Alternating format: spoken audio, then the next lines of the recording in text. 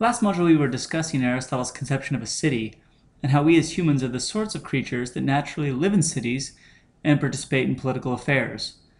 So I want to start this module by just reviewing what a city is. And I want to start by showing how a city, just like any other natural thing, can be understood by grasping its four causes. Now, since a city is composed of citizens, the citizens are its material cause.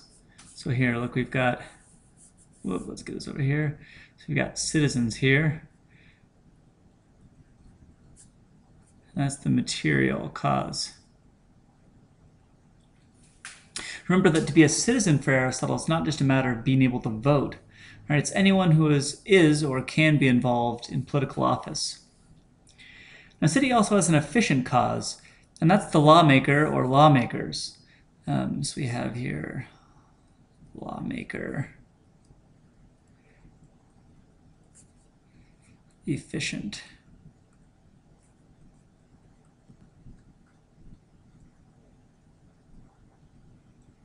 And and the lawmakers are the efficient cause because they're the sorts of people that bring the city into being.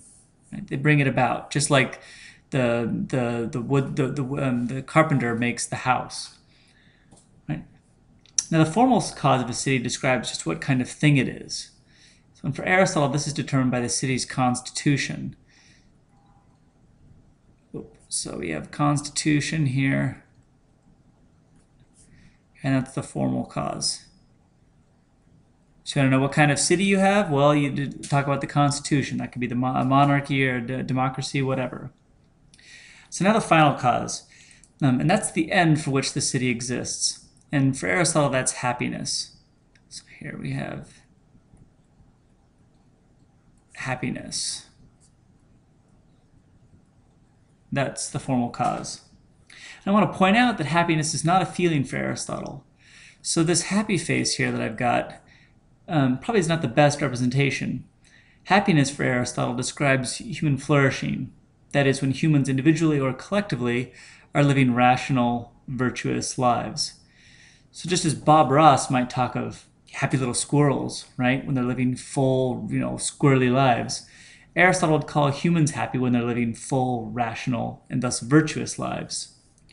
So note just how different, right, the goal of politics is here for Aristotle in comparison to, say, Obama and Romney. Both of the latter two here suggested, as you saw in the clip above, that the role of government was principally about protecting the rights of citizens and providing them the opportunities for economic success. So Obama and Romney never really once came close to saying that the goal of the president should be to promote virtue, to promote prudence and temperance and honesty and justice and all the other sorts of virtues among Americans.